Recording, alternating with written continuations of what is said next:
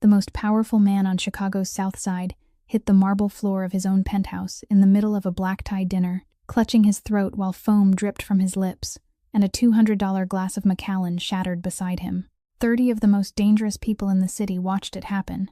His right-hand man, the one who'd stood beside him for 18 years through buried secrets and built fortunes, rose from his chair like a man who'd been expecting this exact moment, didn't rush, didn't shout, just said in a voice so flat it could have been ordering dessert, "Someone call the doctor." His girlfriend, the woman he was weeks away from putting a ring on, pressed her manicured fingers to her lips. But what lived behind her eyes wasn't fear, it was patience. And in the reflection of the penthouse glass, lying on that cold floor, he caught something that froze him deeper than any poison ever could.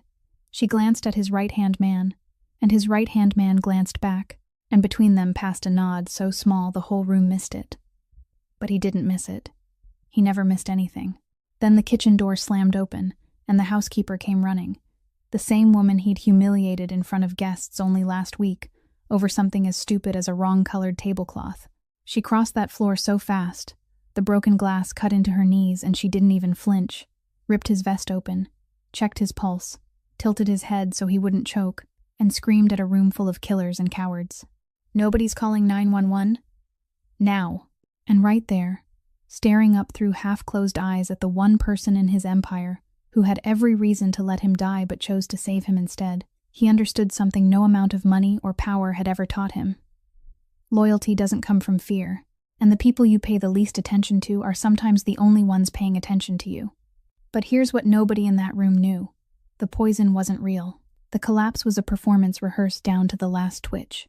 And everything that happened next, the fake coma, the 12 days of silence, the secrets traded in a dark hospital room between a man who trusted no one and a woman who had no reason to trust him, none of it went the way he planned. Because somewhere between the lies he built to catch a traitor and the truth she refused to stop telling him, something shifted that neither of them saw coming, and that's the part of this story you don't want to miss. If this already has you hooked, smash that like button so more people can find this story, share it with someone who needs a good one tonight, and hit subscribe so you're here when things get dangerous. Now let's rewind 4 weeks. To the rainy October night, she first walked through his gates, with nothing but torn shoes and a green card that was barely dry. That night, the Chicago sky poured rain as if someone high above were emptying everything that remained of autumn onto the city. Nadia Serrano stepped down from the last bus on Lakeshore Drive at 9:43 that night, a cloth bag slung over her shoulder holding 2 changes of clothes, a notebook, and the green card she had received only 6 weeks earlier, after nearly 18 years of living in the shadows of an immigration system that was never in a hurry for people like her. Her shoes were torn at the left toe, rainwater had soaked through her socks, and she felt the bitter cold of every step on the sidewalk in the Gold Coast, where the glow from the mansions lining both sides of the street was enough to make her understand that she was walking into a world that didn't belong to her.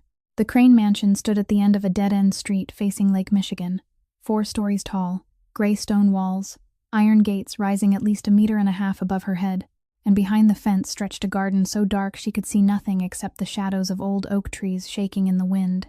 She pressed the bell and waited. It wasn't the main gate that opened, but a small side door leading into a narrow service path that ran along the brick wall toward the back of the house. The woman who opened it had silver hair, a short frame, a white apron, and flowers still clinging to her hands. She looked Nadia over from head to toe, looked at the torn shoes, looked at the soaked cloth bag, then said in a gentle voice that left no room for hesitation, "You're Nadia, right? Come in. The kitchen door is always open for someone new." That was Lucille, the mansion's cook for the past 9 years, a Puerto Rican woman, the woman Nadia's mother knew through St. Pius Church in Pilsen. She led Nadia through a kitchen larger than the apartment her family was renting, with gleaming granite counters, 4 industrial gas stoves, double stainless steel refrigerators, and a heavy silence that Nadia felt at once wasn't ordinary quiet, but the kind of silence that belongs to a place where people have learned not to make unnecessary sound. Lucille poured her a glass of warm water, sat down across from her, and spoke with the voice of someone who had said these words so many times they sounded like prayer. "Listen carefully, because I'll only say this once. In this house, you don't look at things no one tells you to look at. You don't hear conversations that aren't meant for you. You don't ask why strangers come at midnight, why the basement is always locked, or why the garage sometimes smells like gunpowder in the morning. You work, you keep quiet, and you go home in one piece. Understand? Nadia understood, not because she was naive, but precisely because she wasn't. She had grown up in Pilsen. She knew the smell of gunpowder. She knew what kind of secrets a certain kind of silence could hide, and she knew that $4,800 a month for her father's medicine didn't appear on its own from mopping floors in ordinary houses. Lucille led her up to the second floor by the back staircase meant for the staff, not the main oak staircase with the silver-carved railing that Nadia caught a glimpse of as they passed the living room. Nadia's room was at the end of the second-floor hallway, small, clean, with a single bed, a wooden wardrobe, and a window facing Lake Michigan. She set her bag on the bed and looked outside. The rain was still falling across the dark surface of the lake, and the lights from Navy Pier flickered in the distance like promises she wasn't sure this city would keep. The mansion was so quiet she could hear the rain striking the glass downstairs. There was no television, no laughter, no music. She had cleaned for 3 other families before this, and every house had always carried some background sound. Children running, a husband and wife arguing through dinner, a dog barking in the yard. This house had none of that. There was only silence, and the scent of old oak, mixed with the smell of expensive candles whose name she didn't know. Lucille came back before Nadia had time to change, placed a uniform on the table, a long-sleeved white shirt, black trousers, a gray apron, and a new pair of leather shoes still inside the box. "Your shoes won't do in this house," she said, not as criticism but as fact. "Wear these. Tomorrow starts at 6 in the morning. The first and second floors are your area. The third floor is the boss's office, so don't go up unless you're called. The basement, never." She paused at the door. "And one more thing. The boss doesn't like hearing greetings. Don't say anything when he walks by. Just work as if you don't exist. That's the safest way." Lucille closed the door. Nadia sat on the bed, the new shoes in her hands, and for the first time wondered what kind of man lived in a house where even saying good morning was something you shouldn't do. At 6 o'clock the next morning, Nadia was already standing on the first floor in her new shoes and gray apron, and from that moment on, her life began to move to the rhythm of a machine, unlike anything she had ever seen in any house before. The Crane mansion woke in sequence, not by habit, but by rule. At 6, the security team changed shifts, and she heard the heavy footsteps passing through the side corridor on the first floor. At 6:15, Lucille turned on the stove and the smell of Italian coffee spread across the ground level. At 6:30, Jonas brought the car out of the garage and let the engine idle for exactly 5 minutes before turning it off. And at 6:45, the entire house sank into a particular kind of silence that took Nadia 2 days to understand. It was the silence of waiting. At exactly 7, footsteps came down the oak staircase from the 3rd floor. Steady, firm, neither fast nor slow, and everyone in the house knew without being told that the boss was awake. Nadia saw Alistair Crane for the first time on the morning of her second day at work. She was wiping the living room windows on the 1st floor when he passed through the hallway less than 3 meters from her. He wore a gray suit, a white shirt with no tie, his black hair brushed back, and he moved with the kind of confidence she had only ever seen in people who never had to prove anything to anyone. He didn't look at her, not in the careless way of someone who hadn't noticed, but in the way of someone who knew another person was there and chose not to look. The way people pass a table or a wall, something that belongs to the room but not to the conversation. Nadia kept wiping the glass. She remembered Lucille's warning and said nothing, but she watched, because that was what she had been good at since childhood. Watching without letting anyone know she was watching. In that first week, she learned many things about Alistair Crane, without anyone having to tell her. He drank black coffee with no sugar, ate breakfast alone at the long dining table that seated 12, but used only 1 chair at the head, read paperwork while he ate, and never turned on the television or music. He spoke so little it was unsettling, not because he was sullen, but because every sentence he spoke carried the weight of an order even when it sounded like an ordinary remark. On Wednesday morning, Nadia was tidying the dining room when she heard him speaking to a man in the living room, a face she had never seen before. The man talked a great deal, talked quickly, explaining something about a shipment and a number that didn't match. Alistair didn't interrupt. He let the man finish. And then, in the silence after the last sentence, he said only one thing, his voice lower than usual, so low Nadia had to hold her breath to hear it clearly. She didn't catch the words, but she saw the reaction. The man stood up, nodded, and left the house in less than 2 minutes without saying another word. Nadia understood right then that Alistair Crane didn't need to shout to make people afraid. He only needed to lower his voice. Jonas was the first person in the mansion, aside from Lucille, who truly spoke to her.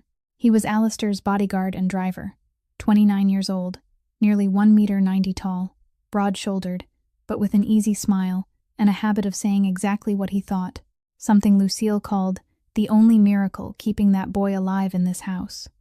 Jonas met Nadia in the side hallway on Thursday morning, while she was carrying a bucket and broom up to the second floor. He stopped, looked at her, and said without bothering with introductions, "You're the new one, right? Free advice. Never stand in the third-floor hallway when he's on the phone. Last time somebody did that, that person doesn't work here anymore. Not fired, just gone. And nobody asked why." After saying that, he smiled as if he had just told an ordinary joke and kept walking. Nadia didn't smile, but she remembered it. By the end of the first week, she had a fairly clear picture of this house. The Crane mansion had 11 regular staff members, 4 guards split into 2 shifts, Lucille in the kitchen, a gardener who came every Tuesday and Friday, Jonas, and Nadia. Everyone worked efficiently and on time. No one made small talk in places with cameras, and no one referred to the boss by anything other than Mr. Crane, or simply him. On Saturday night, Lucille washed dishes while Nadia wiped down the kitchen. And maybe it was because she was tired, or because late hours make people more likely to tell the truth, but she let slip a sentence Nadia would remember for a long time afterward. 9 years I've cooked for him. 9 years. Not once has he asked me where I came from. Never asked whether I have children or grandchildren. Never said one sentence like, "Thank you, Lucille. Dinner was wonderful." Not once. She finished washing the last plate, dried her hands on her apron, then added, her voice not angry, only carrying the plain truth of someone who had accepted it long ago. "He isn't a bad man, child. But he's the kind of man who looks straight through you and never sees you. And sometimes that hurts more than being hated." What Lucille didn't tell Nadia that night, and perhaps never would because she didn't know the whole truth herself, was the story of why Alistair Crane had become the kind of man from whom even a word of thanks never seemed to escape. The third floor of the Crane mansion was a place no one was allowed to enter unless summoned. Nadia had known that from her first night, but she didn't know that in the study on that floor, behind a walnut desk weighing more than 100 kilograms, and beneath the combination lock on the left drawer, there was a yellowed envelope folded into quarters that Alistair Crane had kept for 23 years. That letter had been written by his mother, Catherine, on the night she left the house in Bridgeport when Alistair was 14. She didn't wake her son. She didn't hold him one last time. She placed the envelope on his pillow, took a small suitcase, and walked out the front door at 3 a.m, while her husband, Michael Crane, the first boss of the organization, sat in the basement counting money with 2 men whose names she didn't want to know. Alistair woke at 6, found the pillow cold and the envelope lying beside his face. Inside were only 4 handwritten lines in slanted blue ink. "You're too much like your father. I tried. I couldn't save you. I'm sorry." There was no new address, no phone number, no promise that she would return. Only 4 lines, and an emptiness that Alistair would carry for the rest of his life, without ever letting anyone see it. He didn't cry that morning, not because 14 was old enough to be strong, but because his father was downstairs. And in Michael Crane's house, tears were a luxury no one was allowed to have, not even his son. Alistair folded the letter, slipped it into his pocket, and went downstairs for breakfast as if it were any other day. His father didn't ask about his mother. Not at all, as though she had never existed. And it was that silence that taught Alistair the first lesson about power, the lesson he would apply for the rest of his life. When something hurts you, don't react. Don't mention it. Don't let anyone know it exists. Because the moment you admit that you need someone, you hand them the only weapon that can bring you down. 5 years after his mother left, when Alistair was 19, his father was shot dead in a federal raid at a warehouse near the southern port. 3 bullets, 2 in the chest, 1 in the head. Alistair got the news by phone at 10 that night, while he was sitting in the cheap studio apartment in back of the yards that he rented with the money his father sent him each month.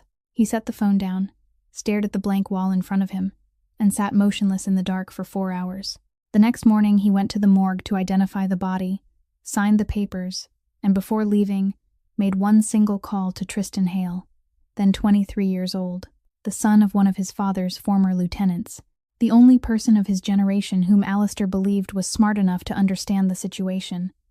"My father's dead," he said. "The organization owes $400,000. 3 families are waiting to tear it apart. Are you with me or not?"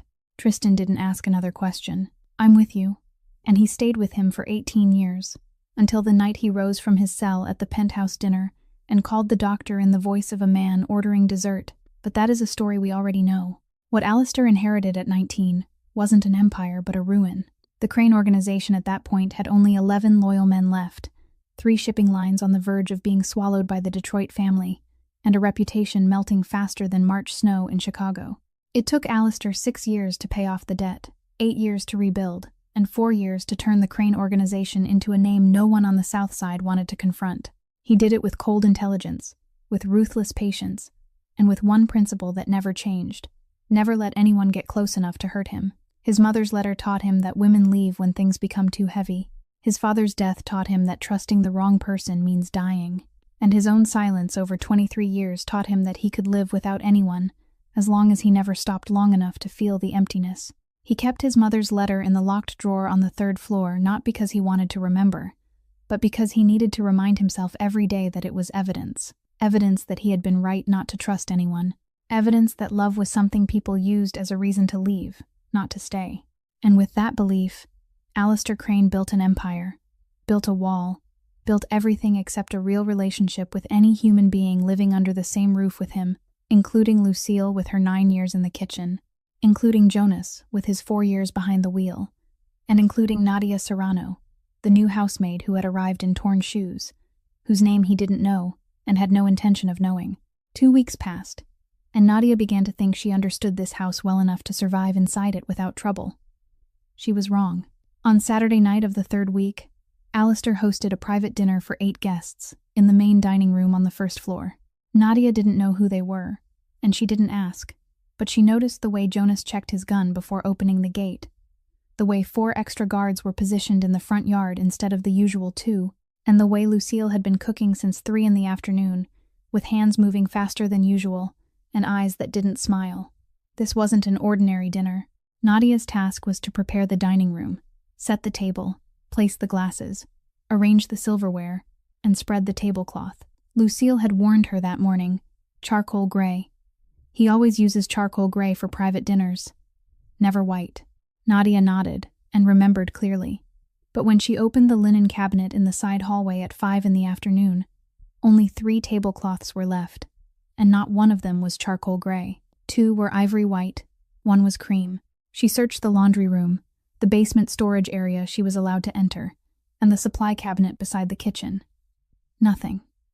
She asked Jonas, and Jonas shook his head. She wanted to ask Lucille, but Lucille was sautéing onions in 4 pans at once, and Nadia knew that interrupting Lucille during an important dinner was nearly as dangerous as displeasing the boss. Nadia looked at the clock. 5:40.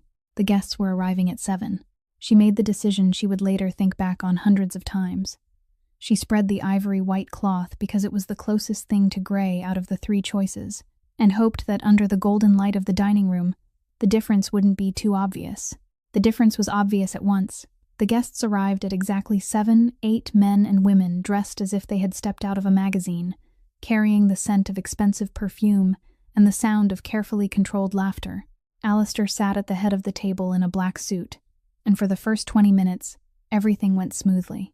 Nadia stood by the kitchen door, ready to serve, and she began to think that maybe luck had spared her. Then Alistair stopped in the middle of a sentence. He had been speaking to the man seated on his right, and suddenly he stopped, his eyes falling to the surface of the table, and went silent. The kind of silence that Nadia had come to recognize as his most dangerous weapon, the kind that made the entire room stop breathing without understanding why. He lifted a hand and lightly touched the cloth. His fingers moved slowly across the fabric. Then he looked up and fixed his eyes on Nadia, the first time in 3 weeks he had looked straight at her, and she wished he never had. "Who laid this cloth?" His voice wasn't raised. That was the worst part. If he had shouted, at least it would have been anger that would pass. But his voice was low and flat, the same voice Nadia had heard through the living room door the week before, the kind of voice that had made a man leave the house in 2 minutes. "I did, Mr. Crane," Nadia said, Her voice sounded calmer than she felt. "I pay you to do one thing correctly at this dinner," Alistair said, his eyes never leaving her. And all 8 guests were looking at her too, and Jonas was standing in the corner of the room staring at the floor because he didn't want to witness what was about to happen. "One thing. And you couldn't even do that," I said, charcoal gray. "This is white." If I wanted white, I would have said white. If you can't tell the difference between 2 colors, then I don't understand who hired you or why you're still standing in this house. The 8 guests stayed silent. A woman seated in the middle of the table looked at Nadia with an expression she recognized at once because she had seen it many times in her life. Pity mixed with relief that this wasn't happening to her. Nadia didn't say another word. She stepped forward, gentle but quick, lifted each plate and each glass from the table, removed the white cloth, took the cream cloth from the cabinet because it was the closest thing to gray that remained, spread it out again, then returned every plate and every glass to exactly the same place. 90 seconds. She did it in 90 seconds without dropping a single thing, without trembling, without looking up. When it was done, she said, "I'm sorry for the inconvenience, Mr. Crane," then turned and walked into the kitchen. The kitchen door closed behind her, and the world on the other side of it continued dinner as though nothing had happened. Inside the kitchen, Lucille was watching her from the stove, a ladle still in her hand, her eyes saying everything. Her mouth didn't. Nadia walked straight to the back, where the cold storage room and crates of vegetables lined the wall, and sat down on a crate of potatoes without saying a word.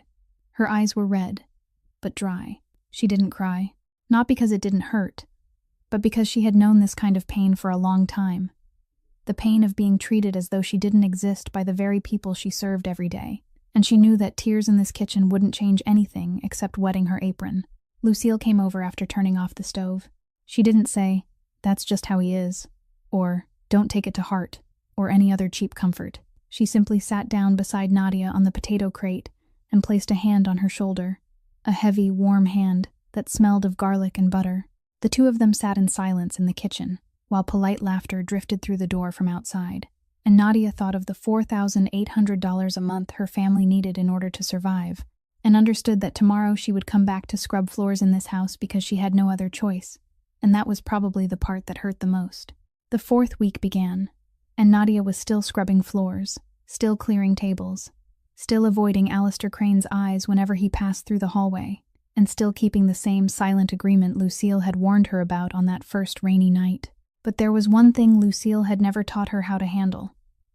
When your eyes see things they were never meant to see, and your ears can't simply shut themselves, what are you supposed to do then? The first thing happened on Tuesday night. Nadia was carrying trash from the kitchen out to the bins behind the house at 10 o'clock, passing the hallway that led down to the basement, the place Lucille had said one should never go down to. She didn't go down, but the basement door was slightly open, and light was spilling up through the crack along with voices. She recognized Tristan Hale's voice at once. Low, measured, the kind of voice that belonged to a man used to giving orders. But beside his were 2 other voices she had never heard in this house before. They were speaking English, but mixing in a few Italian words Nadia didn't understand. She stopped for exactly 3 seconds, long enough to hear Tristan say, "Next Friday," and "He won't know until the paperwork is done." Then she kept walking as if she had heard nothing. By the time she reached the bins, her hand was gripping the trash bag handle tighter than usual, but her face hadn't changed. What unsettled her wasn't the meaning of the sentence so much as the context. The wine room in the basement was where Alistair held council meetings every Friday, and from everything Nadia had observed over the past 3 weeks, no one used that room when Alistair wasn't there. No one except Tristan that night. The second thing happened 2 days later, on Thursday afternoon. Nadia was cleaning the second-floor bathroom, the guest bathroom, at the end of the hallway, when she heard voices drifting from the primary bathroom 2 doors away. The primary bathroom door wasn't fully closed. It stood open about the width of a hand, and the voice was Bianca Ashford's. Nadia knew Bianca, Alistair's girlfriend, the 31-year-old woman who owned an art gallery in the Gold Coast, the woman who always came to the mansion on Wednesday afternoons and stayed until Friday mornings, the woman whose voice turned sweet as honey whenever she spoke to Alistair, though her eyes were always measuring something Nadia couldn't quite name. Bianca was on the phone, and she was speaking Spanish. Nadia stopped wiping the mirror, not because of the meaning. She caught only a few scattered words. "Next week. He doesn't suspect anything. Everything is going according to plan. But because in the 3 weeks Nadia had been here, she had never once heard Bianca speak Spanish. With Alistair, with guests, with Jonas, with Lucille, Bianca always spoke flawless English without an accent. So the question became who she was hiding this language from, or more precisely, who she was hiding this conversation from. Nadia finished cleaning the guest bathroom and stepped into the hallway at the exact moment Bianca opened the door and came out, her phone already tucked into her bag, her social smile back in place. "Hello, Nadia, right? Is the bathroom clean?" Bianca asked in English, and the smile was so perfect that if Nadia hadn't just heard what she had heard, she might have believed it was real. "It's clean, Miss Ashford." Bianca walked past. The scent of expensive perfume lingered in the hallway for several seconds after she was gone. The third thing happened the very next morning, Friday, and this was the thing that cost Nadia her sleep. She was carrying a tray of coffee from the kitchen to the first-floor living room at 8 in the morning, passing through the hallway that connected the kitchen and the garage, when she saw Tristan and Bianca standing beside the black Escalade. They were talking in very low voices, their heads tilted toward each other, and the distance between them was closer than the distance that ought to exist between a lieutenant and the boss's girlfriend. Nadia didn't stop walking. She kept going with the tray of coffee. But at that very moment, Jonas came out from the garage side, and the sound of his footsteps made Tristan and Bianca separate so quickly, it was as if there had been a spring between them. Bianca moved toward the car and pretended to look for something in the back seat. Tristan turned to Jonas and said something about the car schedule for the day in a normal voice. Too normal. The kind of normal people have to work at. Jonas nodded and kept going. Nadia kept going. No one looked at anyone. But Nadia knew what she had seen. She had seen two people who shouldn't have been standing that close, stand much too close. Had seen the distance change, the instant a third person appeared. Had seen the kind of reflex only people hiding something ever have. She didn't know what they were hiding. She didn't know how serious it was. She only knew that by Lucille's rules, this was exactly the kind of thing a maid does not see, does not hear, and does not ask about. So she didn't ask. She carried the coffee into the living room, set the tray down on the table, and went back to the kitchen. But she didn't forget. Nadia Serrano never forgot the things she wasn't supposed to see, because she had grown up in a family where failing to see the truth at the right moment had once cost her father everything. On Monday afternoon that week, at 4:15, Nadia was changing the flowers in the second-floor hallway when Jonas came up the back staircase and said to her in a voice shorter than usual, "Mr. Crane wants to see you. 3rd floor. Now." Nadia set the flower vase down on the floor and walked up the stairs with her hands still wet, not even stopping to dry them on her apron. This was the first time in nearly 4 weeks that she had set foot on the 3rd floor. The hallway was narrower than she had imagined, the ceiling lower than the 2 floors below, and at the end of it stood the closed oak door Lucille had warned her about on the very first night. She knocked twice. "Come in." One word. Alistair Crane's study was larger than the bedroom she slept in at the mansion, but it wasn't luxurious in the way she had pictured. A large walnut desk, 2 leather chairs, a wall of wooden bookshelves stretching from floor to ceiling behind him, and in front, glass windows looking out over Lake Michigan. Alistair sat behind the desk, white shirt sleeves rolled to the elbows, no suit, no tie, and on the desk there were no papers or laptop the way she had expected. Only a whiskey glass poured a third full, still untouched. He had been looking out the window when she entered, then turned to look at her, and the first thing Nadia noticed was that he wasn't looking at her the way he had on the night of the dinner with the tablecloth. There was none of that cold calculation, none of that distance. Instead, there was something that took her a few seconds to name. Unease. Not much, only just enough to show at the corners of his eyes, and in the way his fingers tapped the desk twice, and then stopped, as though he had caught himself doing something he didn't want anyone to see. "Sit," he said, giving a slight tilt of his chin toward the leather chair across from him. Nadia sat down, hands on her lap, back straight, and she waited. In the 3 weeks she had been here, every conversation between her and Alistair had been a one-way order. Clean this room, bring coffee, change the tablecloth, and the longest sentence he had ever spoken to her was the insult on the night of that dinner. So when he opened his mouth, and what came out wasn't an order but a question, Nadia understood at once that something had changed. "You've worked here almost a month," he said slowly, as if weighing each word. "You go through this house every day. You clean every room. You're here from morning until night." He paused. Have you seen anything unusual? Nadia didn't answer right away. Inside her head, two voices were fighting. The first was Lucille's. Don't look, don't hear, don't ask. That's the safest way. The second was her own. The girl who had grown up watching her father get betrayed by the very person he trusted most, and who knew that sometimes silence wasn't safety, it was complicity. She looked at Alistair and waited. If she spoke, she would be breaking the only rule that kept housemaids alive in this world. If she didn't speak, she would keep her job, but would have to look in the mirror every night and see the face of someone who had chosen silence when she should have spoken. But there was a third thing that made the decision for her, and it wasn't logic or morality. It was the way Alistair was looking at her right now.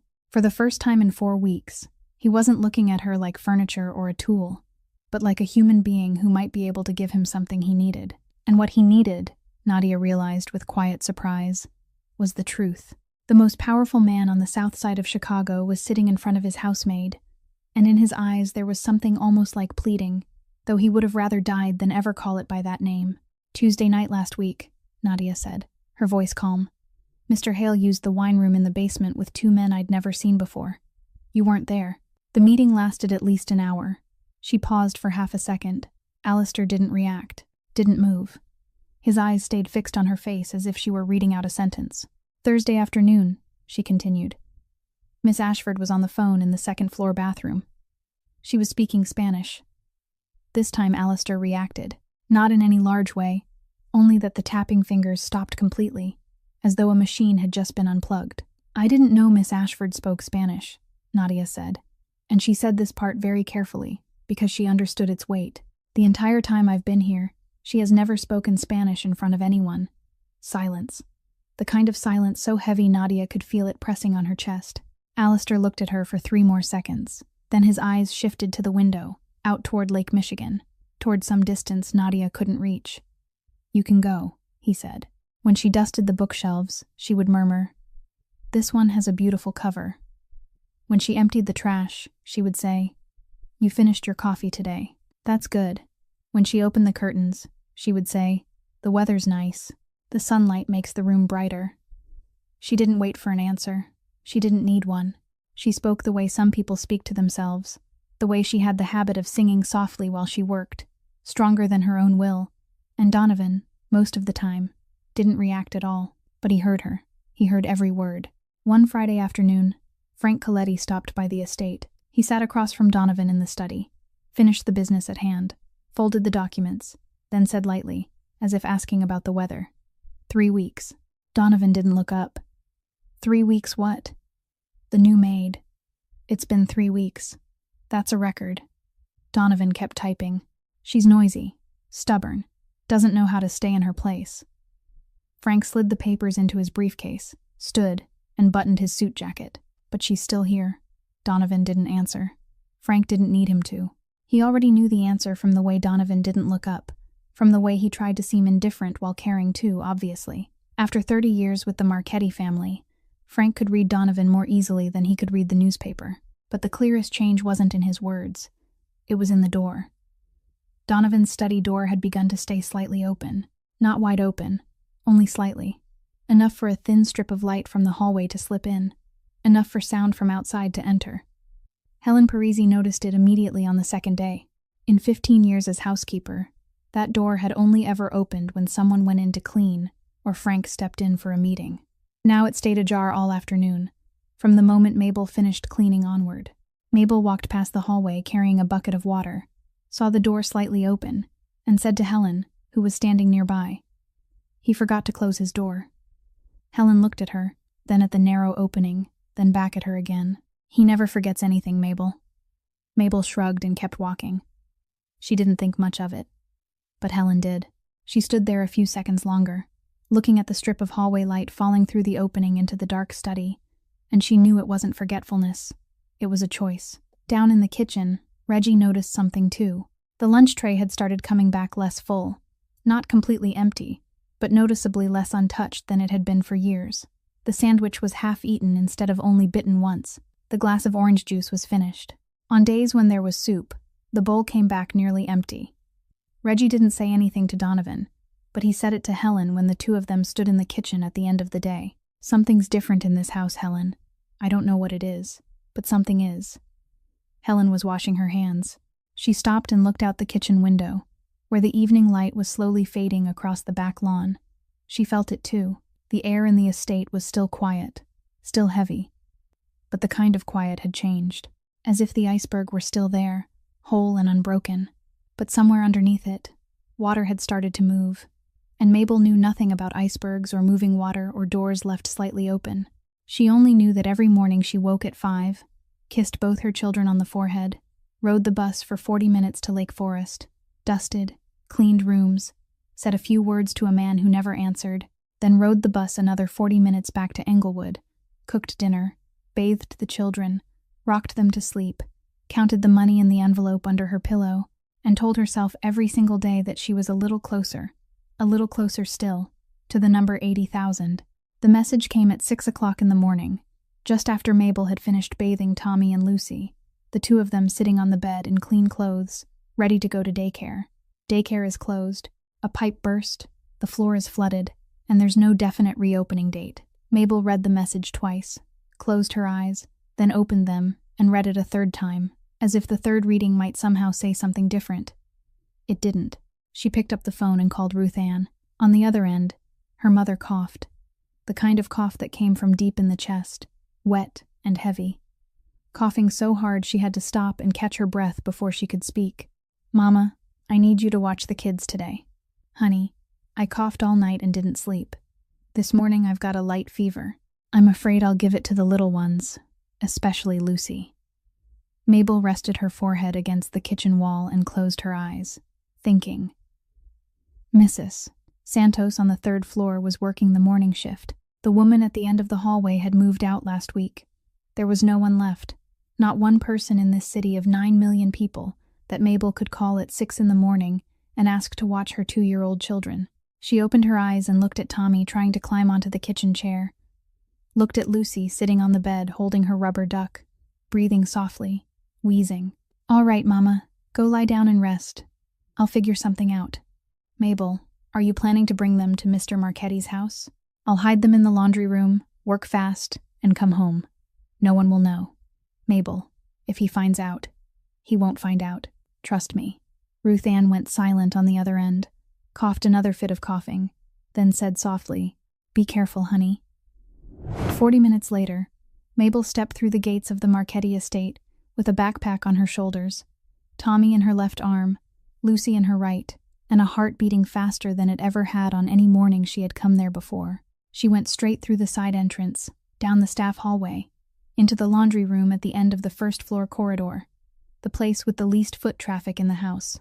The laundry room was small, with a washing machine, a dryer, shelves for supplies, and one corner just big enough.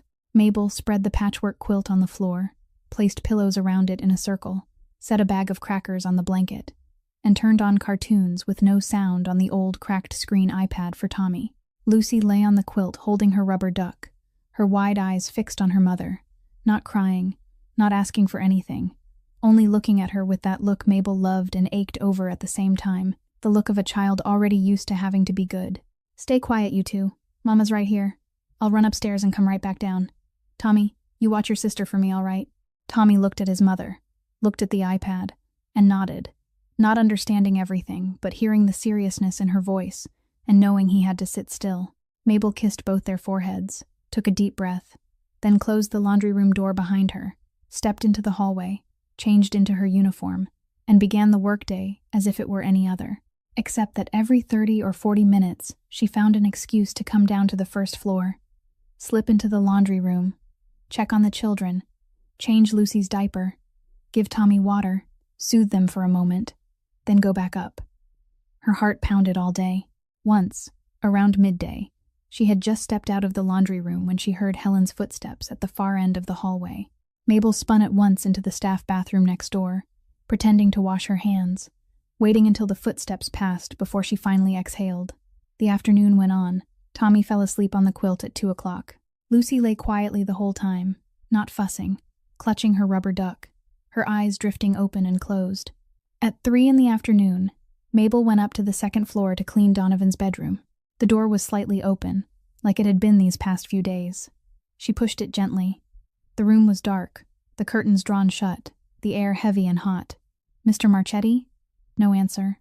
Mabel stepped farther in, her eyes adjusting to the darkness, and then she saw him. Donovan was lying on the bed, curled in on himself, his face flushed dark red, sweat soaking the pillow, both hands clutching his head, his jaw clenched tight. Beside the bed, the table lamp had been smashed, shards of glass glittering across the dark wooden floor. On the wall was a fresh dent, a punch mark.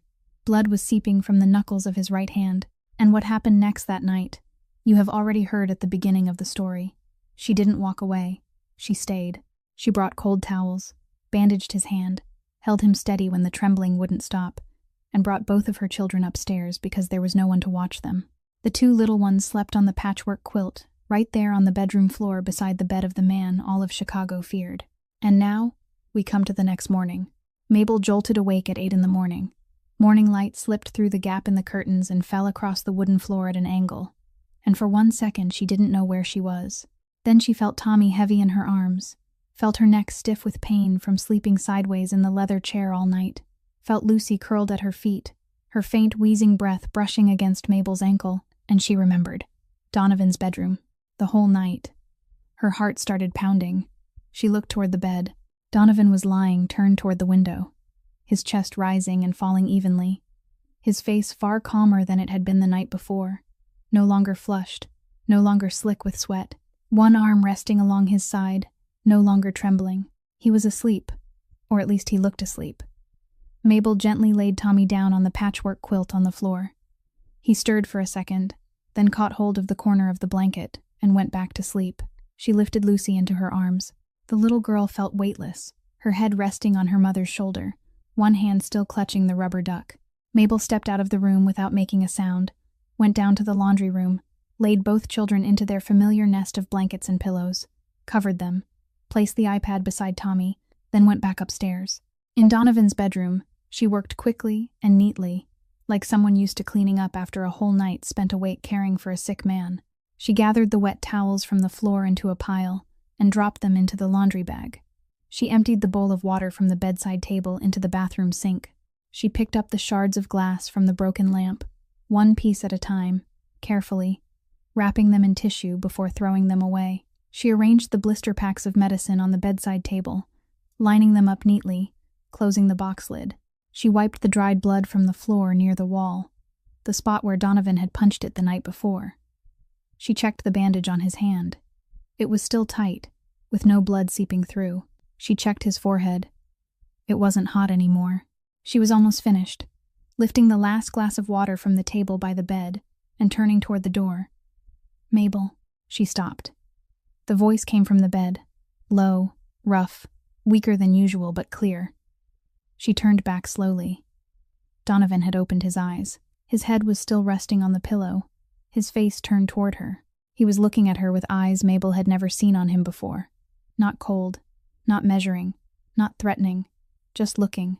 The way a man looks when he has only just woken and found something he never expected to still exist.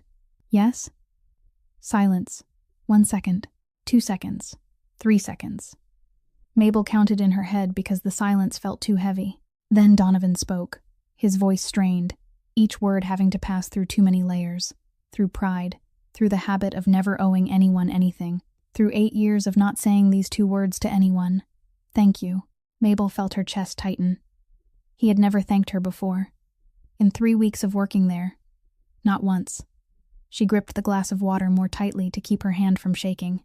"It's nothing, Mr. Marchetti. Anyone would have done the same." "No."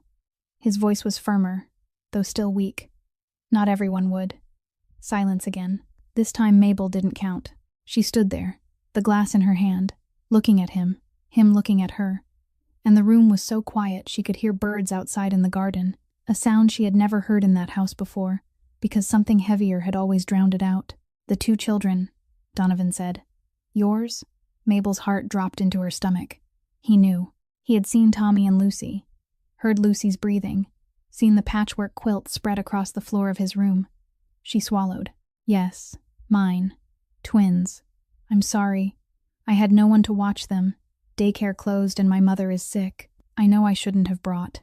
"The little girl," he he cut in, his voice not angry at all, only asking.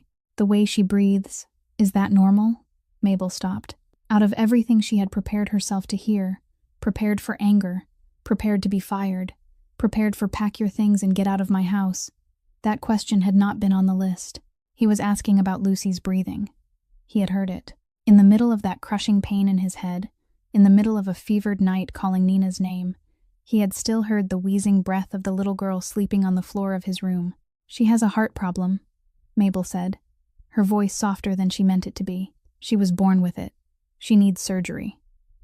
Donovan looked at her for a moment longer, then turned his face back toward the window. Morning sunlight fell across half his face, and the purple braided thread on his wrist caught the light.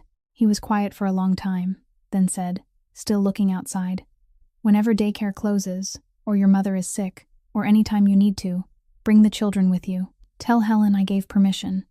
Mabel stood there. She had prepared for anger, prepared to be fired, prepared for the worst. She hadn't prepared for this. "You mean that?" "I never joke, Mabel." She nodded, said, "Thank you, Mr. Marchetti. Truly, thank you," in a voice she forced to stay steady, then stepped out and closed the door softly behind her. In the hallway, she made it 3 steps before stopping. She leaned her back against the wall. The glass of water was still in her hand. Her eyes burned. She held it in the way she had every time in the emergency room with Lucy. Held it in the way she had that night driving out of Kentucky. Held it in because she was used to holding it in, but this time one tear slipped free. Just one. It ran down her cheek and fell onto the collar of her gray uniform. She wiped it away with the back of her hand, took a deep breath, and walked downstairs to get her children.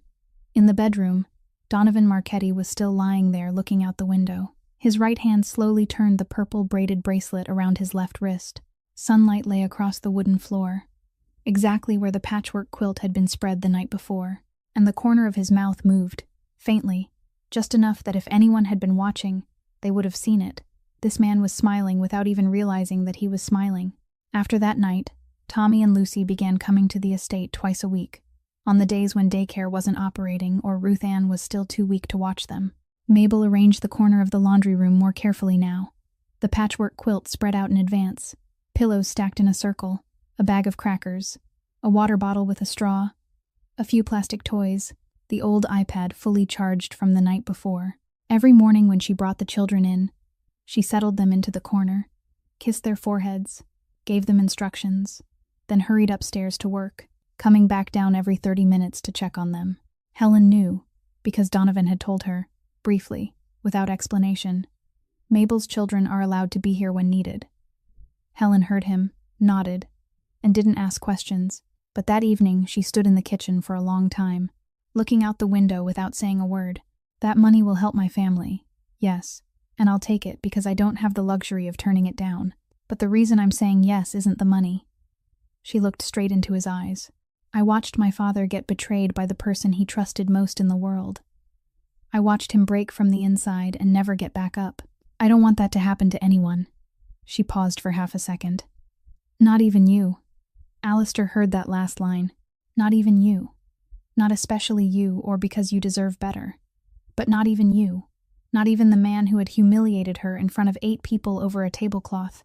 Not even the man who hadn't seen her as human for 4 weeks. Not even that man deserved to be betrayed by the people he trusted."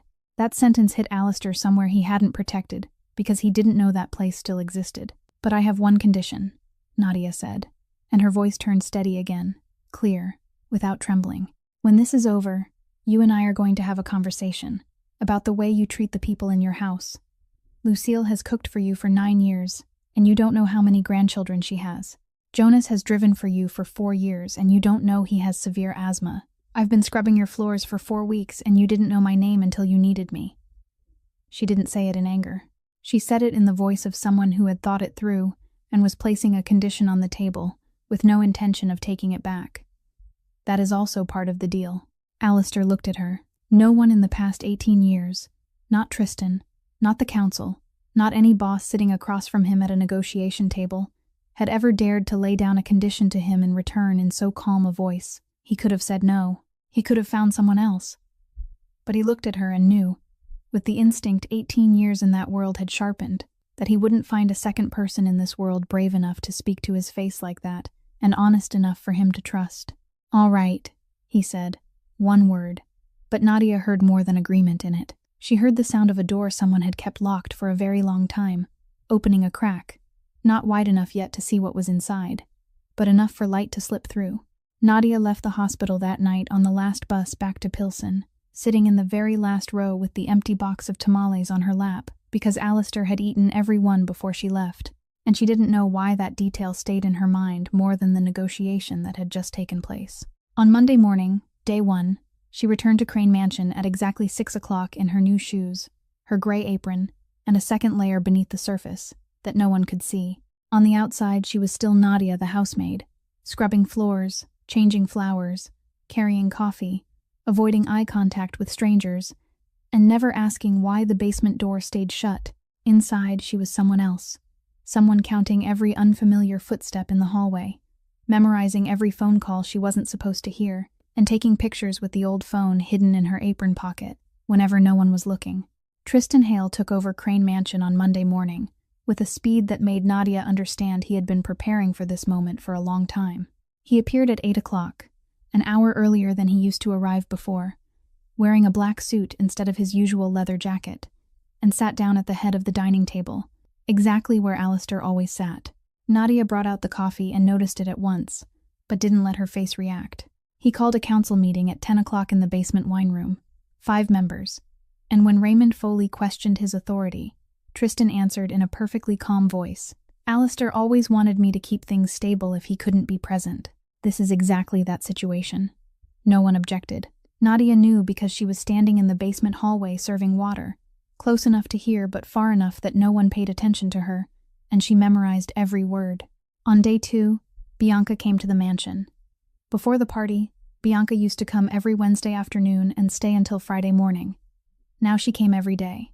She brought fresh flowers, personal bags, and the expression of a grieving lover that she performed so perfectly that if Nadia hadn't known what she knew, she would have believed it too. But Nadia knew, and because she knew, she noticed the things others overlooked. Bianca wasn't staying in Alistair's bedroom on the 3rd floor, but spent most of her time in the 1st floor living room or the basement. She didn't call the hospital to ask about Alistair, even though she was in his own house, and every time she went down to the basement, it lined up with the hours Tristan was already there. Nadia recorded the times. On day 2, Bianca went down to the basement at 3 in the afternoon. Tristan had already been there since 2, and both of them remained in the wine room for 47 minutes. On day 3, it happened again, this time for 52 minutes. Nadia couldn't hear the content because she didn't go down to the basement, but she didn't need to hear it to know the two of them were planning something, not grieving. Day 3 was also the day Nadia made her first physical discovery. Tristan had finished a meeting with someone in the 1st floor living room at 4 in the afternoon, left in a hurry to answer a phone call, and forgot 2 sheets of paper on the coffee table. Nadia was cleaning the living room 10 minutes later. She looked at the 2 sheets, looked at the security camera in the corner of the ceiling. That camera belonged to the main system Tristan managed, and Nadia knew that if she picked the papers up, Tristan could review the footage later. She didn't pick them up. She set her cleaning tray on the coffee table right beside the 2 sheets, and while her right hand wiped the table with a cloth, her left hand opened the phone inside her apron pocket, angled it down toward the table, and took 2 pictures that the ceiling camera would only see as a maid wiping furniture. She didn't read the contents until that evening in her room. The 2 sheets were draft minutes from a council meeting, with handwritten notes in Tristan's handwriting along the margin. Temporary transfer crossed out and replaced with permanent transfer of voting rights, and at the bottom, a date, next Friday. On day 4, in the morning, Nadia was taking the trash out behind the house when she passed the garage and saw 2 cars she had never seen before parked beside Jonas's black Escalade. The first was a black Lincoln Continental with Illinois plates. The second was a silver-gray Cadillac CT5, and its license plate wasn't from Illinois. Nadia stared at that plate long enough to memorize it. Michigan. She carried the trash to the bin, went back into the kitchen, and wrote the plate number on the inside lid of the tamales box Lucille had just given her to carry her lunch in pencil. Small, in a corner no one would think to look at. That night, at 9 o'clock, she sat on the bus to the hospital, with the slip of paper bearing the license plate number in her coat pocket, and the 2 photographs in her phone. When she placed all of it on the hospital bed in front of Alistair, he looked at the Michigan plate, and for the first time since she had met him, she saw his jaw tighten hard enough for the muscle at his temple to rise under the skin. He said nothing about that plate. He only nodded, slowly, once, and said, "Good, keep going." But Nadia saw his hand clench around the edge of the hospital blanket. And she understood that the Michigan plate confirmed something he had already known, but had still hoped wasn't true. The night of day 5 was the night Nadia almost lost everything. She waited until 11 at night, when the mansion had settled into its nighttime rhythm. The night shift guards had finished changing over at 10, and usually stayed focused on the front gate and the camera room on the first floor. Lucille had gone back to her room at 9:30, and Jonas had left the mansion after locking the garage at 10:15. Tristan left the house at 10:30 after a long meeting in the basement with the 2 men Nadia now knew carried Michigan plates. She waited another 30 minutes, just to be sure. Then she went down to the first floor, walked through the side hallway with glass cleaner and a rag in her hands. Because if anyone asked, she was cleaning, and a maid cleaning at night was nothing unusual in a house where the boss wanted everything spotless before 6 in the morning. The room Tristan was using as a temporary office was on the first floor beside the main living room, formerly a reading room no one used. Since Alistair had been hospitalized, Tristan had turned it into his operations center with a desk, 2 phones, and a paper shredder that Nadia had heard tearing documents every evening before he left. The door wasn't locked. Nadia opened it, turned on the small desk lamp instead of the ceiling light, and began to search. The desk was clean. Tristan was careful. He didn't leave documents out in the open, the way he had that one time in the living room when he had been careless. The desk drawers were locked, and she didn't break them. But the shredder was something else. She opened the compartment that held the shredded paper and looked inside. It was a strip-cut shredder, not a cross-cut one, which meant the paper had been sliced into long strands instead of tiny pieces. And if someone had enough patience, the pages could be reconstructed. Nadia did not try to reconstruct them there. She took the phone from her apron pocket, opened the camera, and began photographing each layer of paper inside the bin, methodically, from top to bottom, photographing each layer before moving to the next. She counted 12 pictures. She was taking the 13th when she heard footsteps. Not a guard's footsteps on patrol, because guards wore heavy boots and walked in an even rhythm. These were leather shoes, fast, purposeful, coming in from the direction of the front door. Tristan had come back. Nadia had about 4 seconds between the moment she heard the steps and the moment he reached the doorway. 4 seconds she would remember down to the millisecond for the rest of her life. Second 1, she shoved the phone into her apron pocket. Second 2, she closed the shredder lid. Second 3, she grabbed the glass cleaner from the side. Second 4, she sprayed the glass door of the bookcase against the wall and began wiping it with the rag. Tristan walked into the room. She didn't turn around.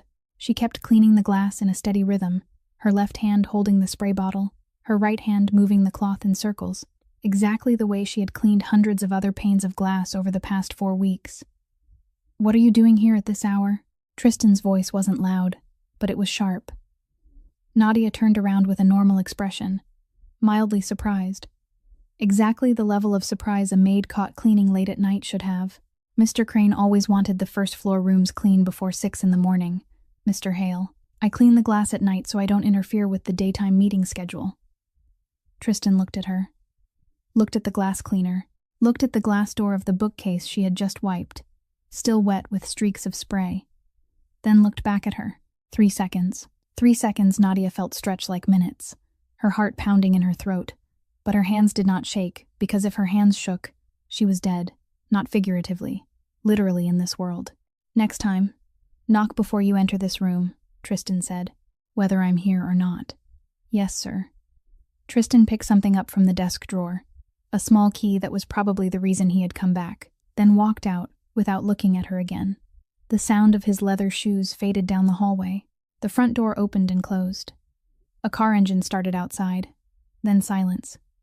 Nadia stood motionless in front of the bookcase for 2 full minutes before she lowered the glass cleaner. Her hands were shaking now.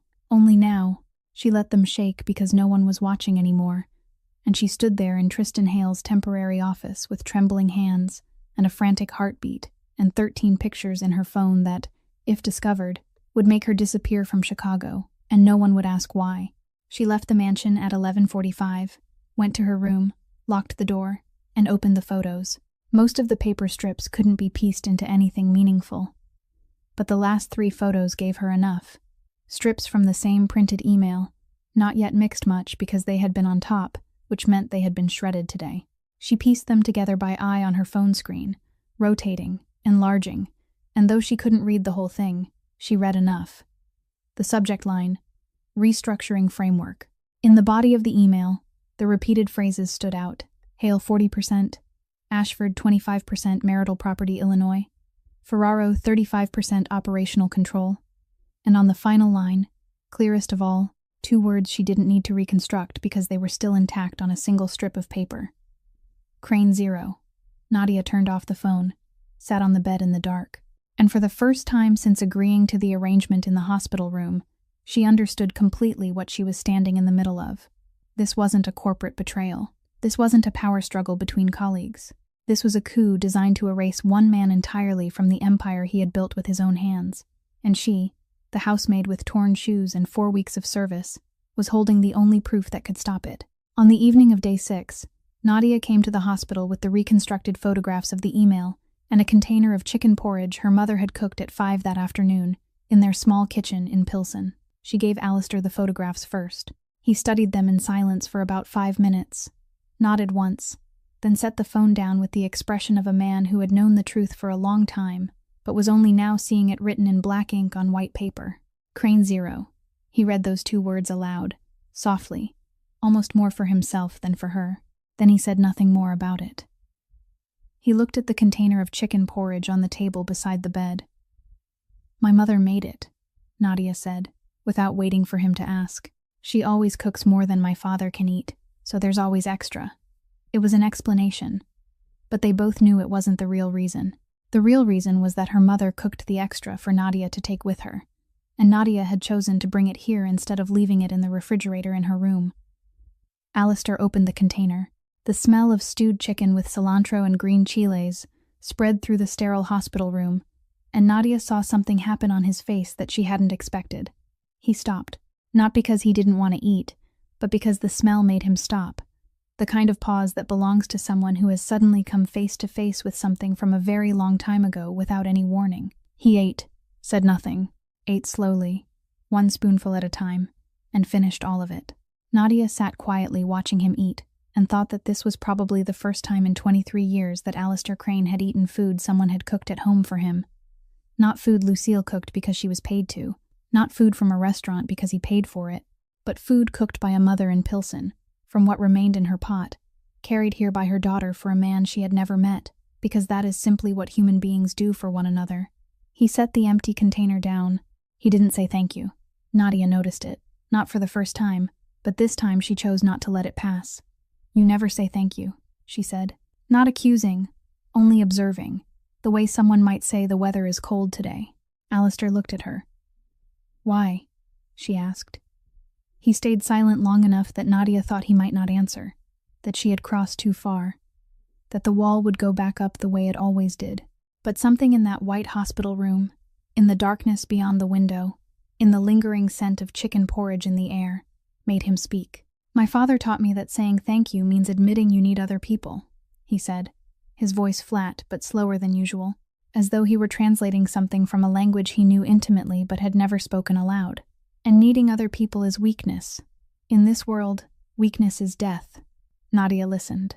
She didn't interrupt, didn't nod, didn't react. She simply listened, because she understood that this was one of the rare moments when he was opening a door instead of building a wall, and any wrong response would make him close it again. "My father taught the opposite," she said when he stopped. "He said saying thank you is how you remind yourself that you don't live alone in this world. And knowing you don't live alone isn't weakness. It's the truth." Alistair didn't argue. He didn't agree either. He just looked at her in the way Nadia was beginning to understand, was how he handled new information. Not business information or strategy, but the kind of information he had no system for filing away, the kind about how to live that someone handed him without asking for anything in return.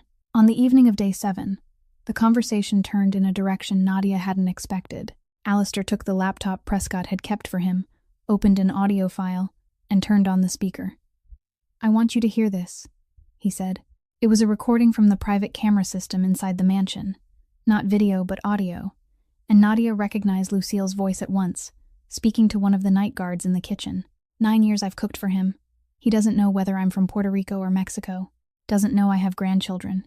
I pray for him because it's the right thing to do. But I don't miss him. Then Jonas's voice, speaking to someone in the garage. 4 years I've driven for him. One time I had an asthma attack on the road and had to stop the car for 5 minutes. He looked at his watch and said, "I've got a meeting at 3. Didn't ask what was wrong with me." Alistair turned the file off. The hospital room went so quiet that Nadia could hear the heating system in the hallway. "How am I judged?" he asked, and that question came out of his mouth in a tone Nadia had never heard from him before. Not the voice of command, not the terrifying low voice, but the voice of a man asking something he fears the answer to and yet still needs to hear. Nadia could have spoken gently. She could have chosen softer words, more careful, more polite, but she had promised him the truth, and she had promised herself she would never do what people had done to her father, say what the powerful wanted to hear instead of what was real. "They fear you more than they respect you," she said. "And the distance between those two things is greater than you think." Alistair didn't react at once. He looked down at his hands on the hospital blanket, then out at the black window, then back at her. "The worst part," he said slowly, "is that I hear them say it and I can't argue. Not even once. Because every word of it is true." Silence settled between them. But unlike the first silence in the third-floor study weeks earlier, this wasn't the silence of distance. This was the silence of two people standing on the same side of a wall and looking in the same direction, even if neither of them yet knew what to call the thing forming between them. On the evening of day 8, Nadia brought another container of chicken porridge. Alistair finished all of it. This time he ate faster, as though he had been waiting for it without wanting to admit that he was waiting. And when he set the empty container down, he still didn't say thank you, but he looked at her for 1 second longer than usual before turning back to the evidence on the table. And Nadia realized that second, that extra second he gave her, and had never given anyone before, was the version of thank you used by a man who still didn't know how to say the word out loud. On the night of day 9, Nadia came to the hospital at 7:15 as usual, carrying a container of food and a phone full of new photographs from the mansion. She entered the room, set the container on the table, pulled a chair beside the bed, and Alistair opened his eyes. They began reviewing the material she had gathered that day. Tristan had signed 2 more documents that she had photographed through the crack in the office door. Bianca had made 3 calls from the basement, each one lasting exactly 10 minutes. Alistair was asking her about the details of the third call when both of them heard the sound of high heels in the hallway. Not a nurse's shoes. Nurses wore soft-soled shoes. These were sharp heels striking the hospital floor, steady, confident, coming closer. Alistair reacted before Nadia did. He closed his eyes, dropped his hands to his sides, adjusted his breathing into a slow and even rhythm within 2 seconds, and transformed back into the comatose man with a skill that made Nadia understand he had spent his whole life acting. Only before this he acted on a hospital bed, while in ordinary life he acted from the head chair. Nadia had about 3 seconds. Papers on the bed, she swept them beneath the blanket in one movement.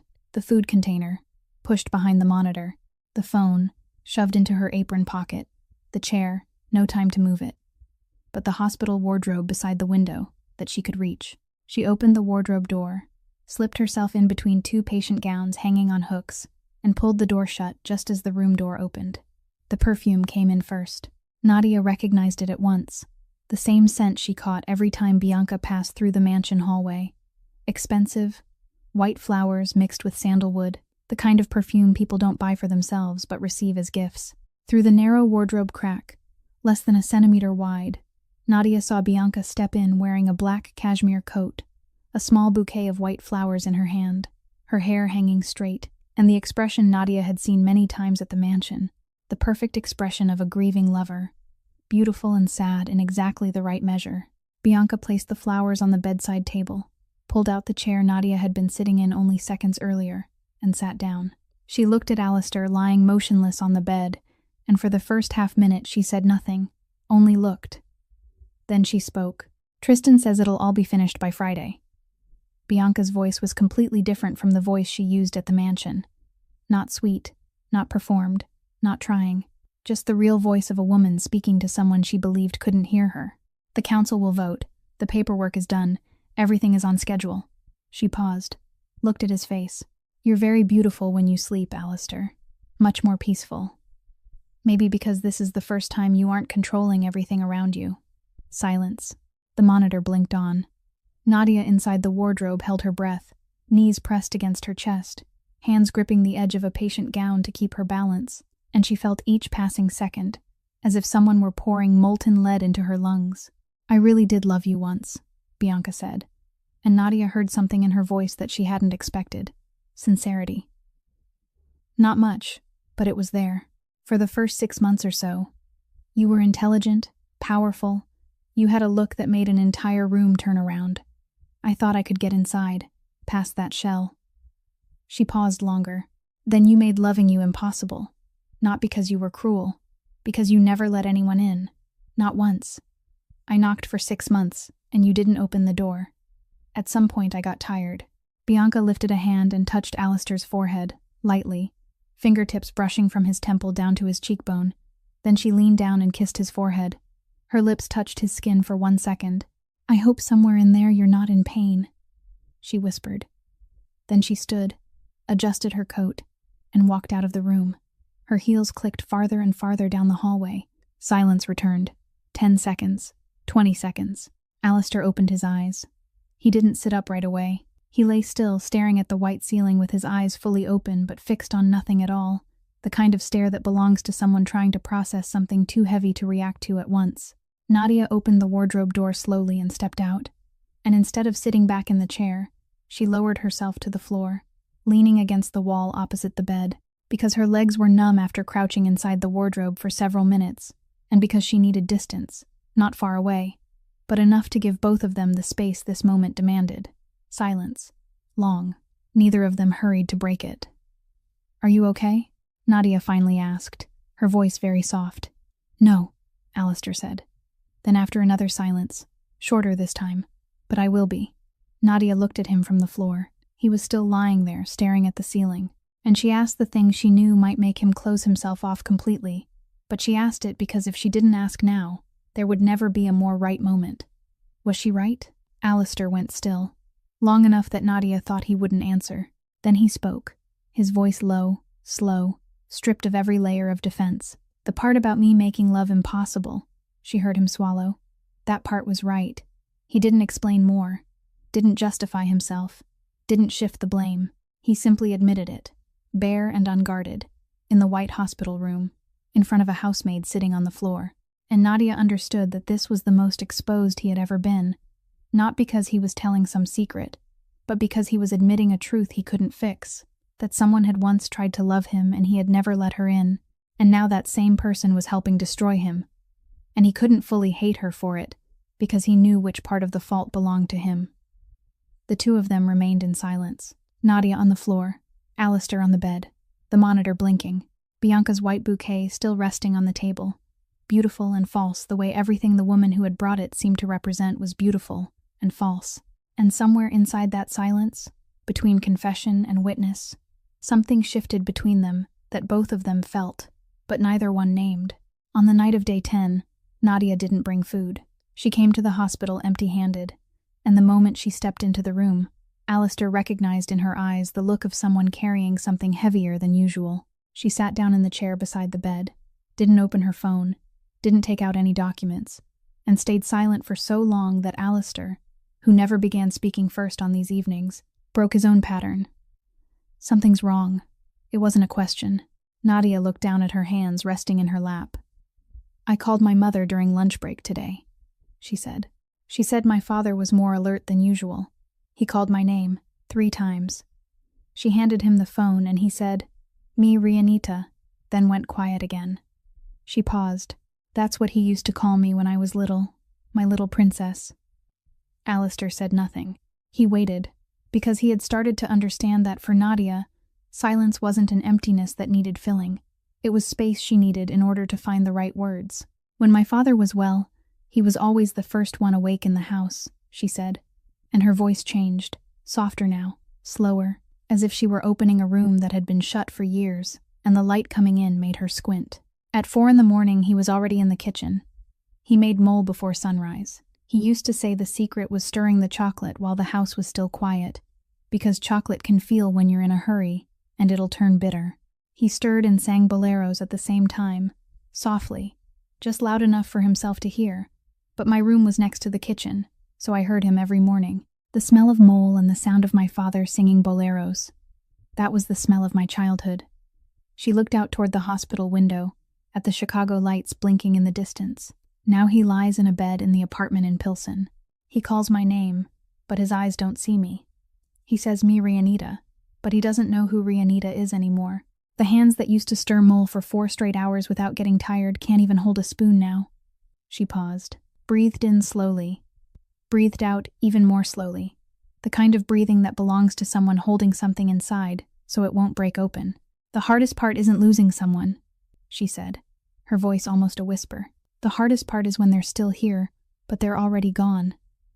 Every morning I look at him, and I see my father's face, but I don't see my father. And I don't know which hurts more, missing him when he was still himself, or looking at him now and knowing that person isn't coming back.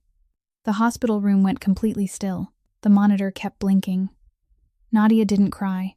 Her eyes were red but dry, just like that night on the potato crate in the kitchen, just like every other time she had chosen not to cry, because she had learned that tears didn't change anything. But her hand was trembling slightly against the side of the bed, and Alistair saw it. And then, without warning, without calculation, without any decision-making process, he would later be able to identify. His hand moved.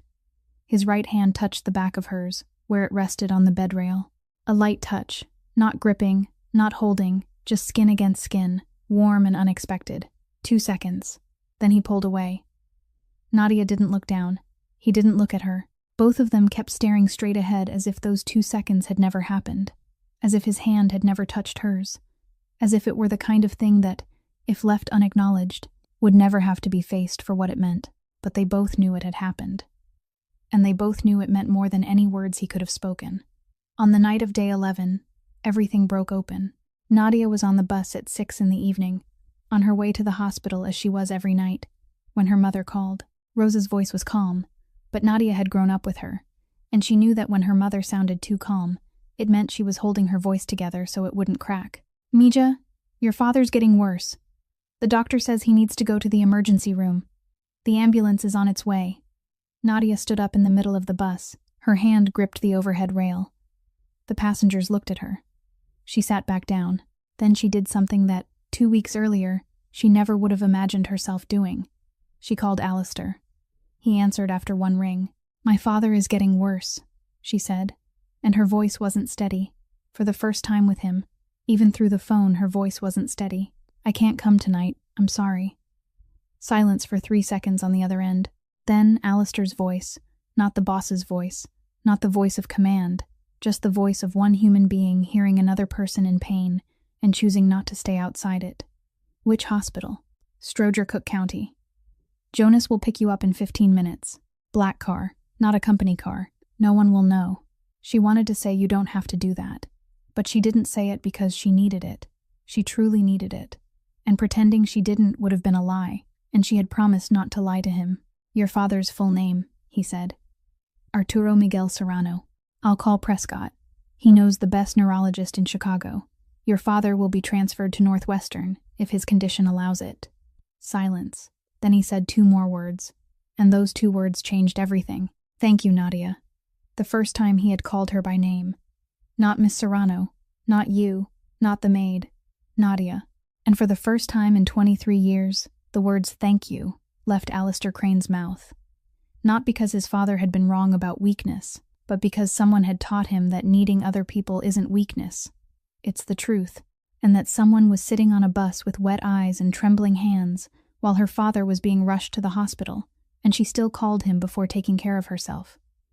Nadia heard those 2 words, and she cried, right there on the bus, in the back row, tears running down her face that she didn't wipe away because her hands were busy holding the phone and because she didn't want to wipe them away. She wanted to let them fall because these weren't tears of sorrow, not tears of pain over her father, not tears of exhaustion after 11 days of living a double life.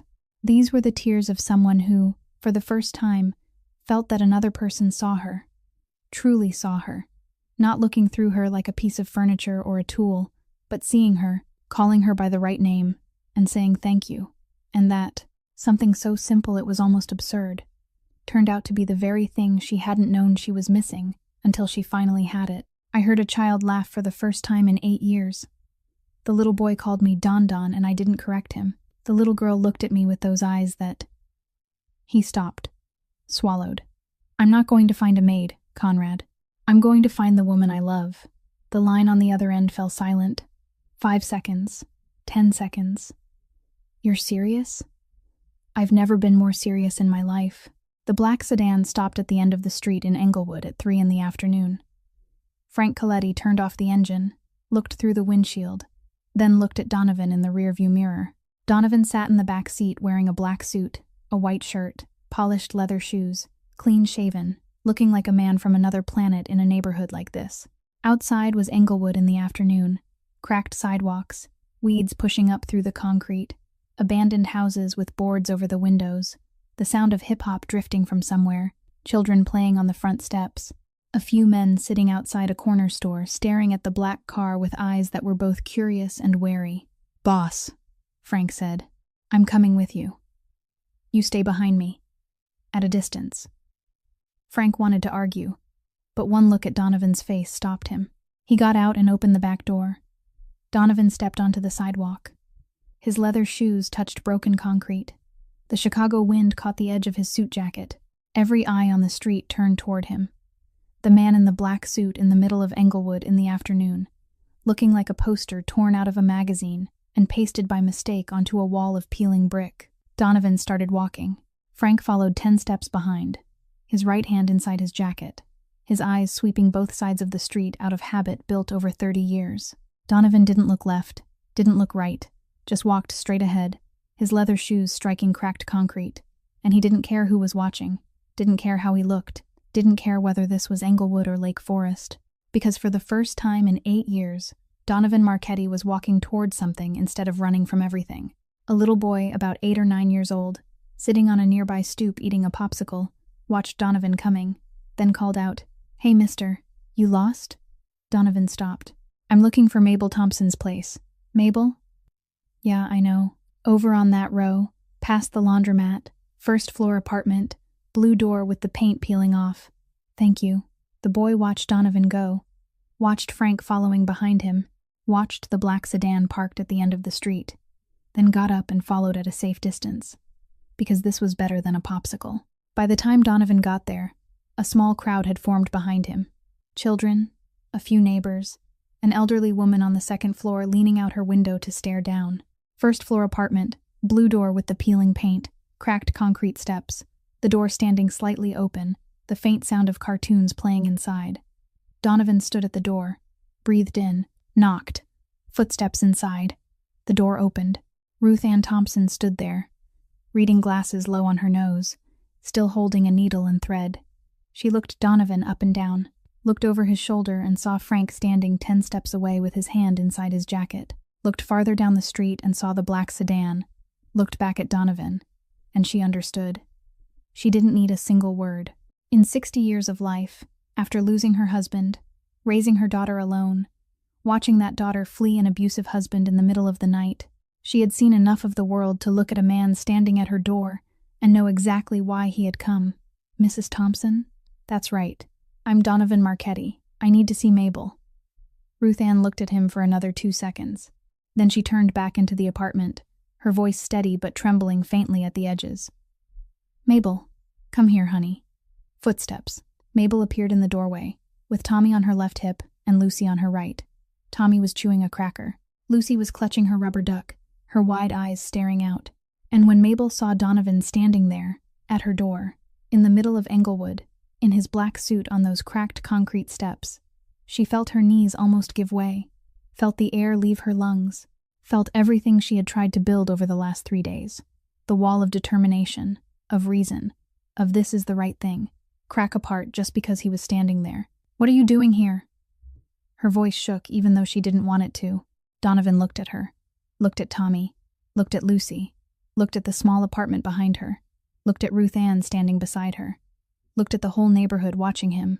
And then he spoke, his voice not loud, not grand, not like a speech, only the voice of a man telling the truth, word by word, slowly, heavily, because he wasn't good with words and had never spoken this kind of truth to anyone before. For 8 years I believed I didn't deserve happiness. For 8 years I locked myself inside that house, thinking my life was over. Then you showed up, with that way of yours that isn't afraid of anyone, that way you speak the truth, that way you take care of other people without asking for anything.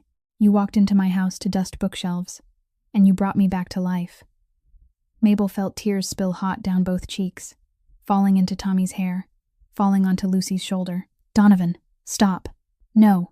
He said it, and for the first time he wasn't calling her Miss Thompson, wasn't calling her anything formal. And yes, he had said Mabel before in the library, but this was different. This was no spoken in the voice of a man who had made his choice and couldn't be stopped by anyone alive. "I'm afraid.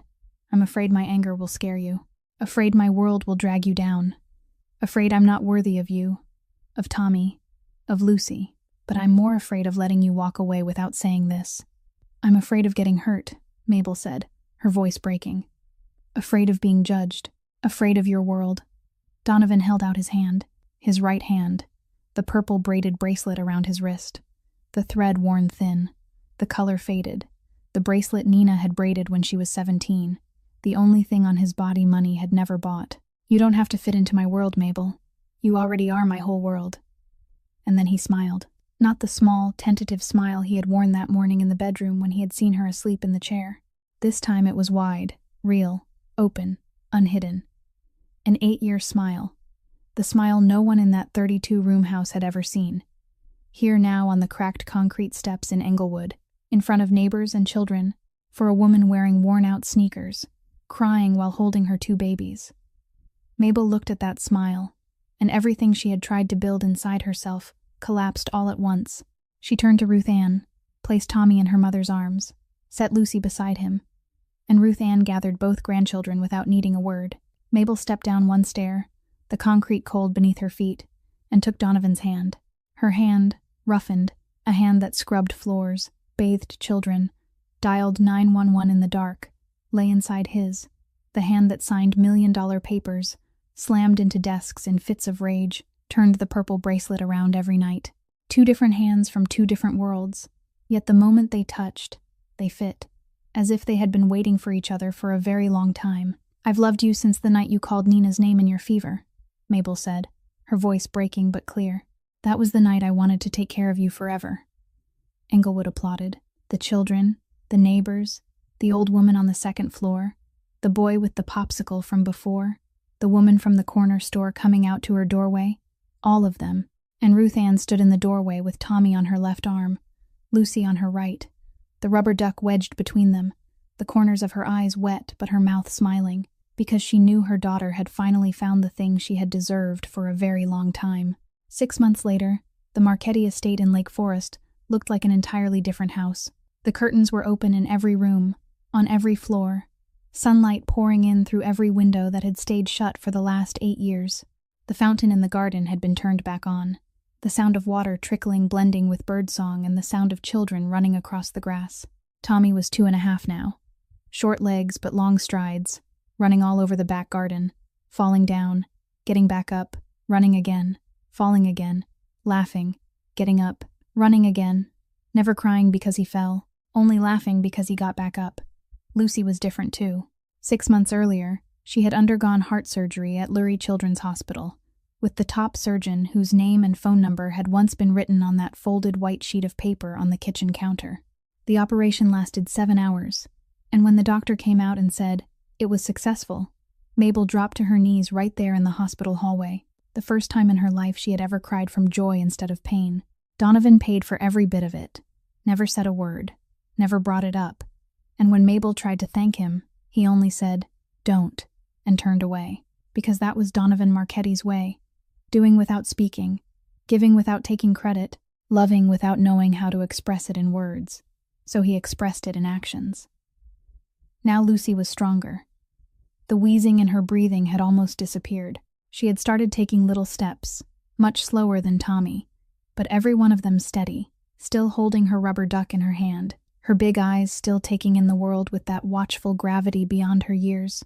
But now, every so often, not often, but every so often, she smiled. Tommy still called Donovan Don, exactly the way he had from the beginning. And no one corrected him, because no one wanted to. Lucy had her own version. Doo-doo, 2 round little syllables tumbling out of her mouth whenever Donovan appeared in the doorway. And every time he heard it, Donovan paused for 1 second, only one, but anyone paying close attention could see the corner of his mouth lift. Down in the kitchen, Reggie Watts had started singing again. He sang louder than before now, didn't shut the kitchen door anymore, his voice carrying down the hallways, and no one told him to stop. Every morning, Reggie complained to Helen in the happiest complaining voice anyone had ever heard. For 15 years, I made steak and salad. Now it's mac and cheese, Southern-style roasted chicken, grilled corn with butter, biscuits. He eats all of it and asks for more. More, Helen. Donovan Marchetti asks for another bowl of mac and cheese. Helen would stand beside him, drying her hands on her apron, and one day Mabel passed by the kitchen and saw her standing in the middle of the room with red eyes. Mrs. Parisi, are you crying? Helen turned away and wiped her face quickly. Allergies, weather change. Allergic to happiness, are you? Helen looked at Mabel, then smiled, the first time Mabel had ever seen her smile without trying to hide it. Conrad Blake came by one Saturday afternoon to sign a few papers, then walked out into the back garden and found Donovan sitting on the stone bench, Tommy on his lap, chasing after a butterfly with both hands, Lucy sitting beside them on the patchwork quilt, holding her rubber duck and watching the butterfly fly. Conrad stood there watching for a while, then sat down beside him. I need to say something. Say it. I was wrong. About Mabel. About all of it. Donovan looked at him. What changed your mind? Conrad pointed to Tommy laughing in Donovan's lap. That. I've known you for 8 years, Donovan. I've never seen you like this. And if one person can do that to another, then where she came from doesn't matter. One Wednesday evening, after Ruth Ann had gone home, she came for lunch every Wednesday now, and after the children were asleep, the patchwork quilt spread over both of them, the rubber duck between them. Donovan led Mabel into the library, the room where, on that rainy afternoon, he had told her about Nina, the room where everything between them had first begun to change.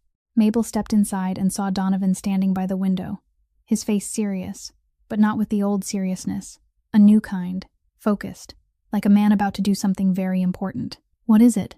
Are you all right? Sit down. He pointed to the chair by the window. Mabel sat and looked at him, curious. Mabel, I want to ask you something.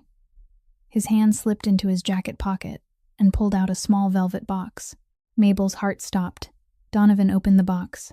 Inside was a simple gold ring, a small stone, not a huge diamond, not some glittering jewel, only a modest little stone shining gently against warm gold. I didn't buy the most expensive ring in the store, he said, his voice trembling slightly. The first time Mabel had ever heard Donovan Marchetti's voice tremble. I bought the most beautiful one, because you taught me that the most beautiful things in the world are always simple. Mabel Ray Thompson, will you marry me? Mabel laughed and cried at the same time, tears running while her mouth smiled, because that was how Mabel handled happiness when it was too big. Always had, ever since she was little, laughing when she cried, crying when she laughed. Are you proposing to me in the library? No fancy restaurant, no champagne, no live music? I can arrange all of that if you want. I don't want any of that. I want you, only you. Then answer me. Yes, yes, I'll marry you. Donovan slipped the ring onto her finger. Both their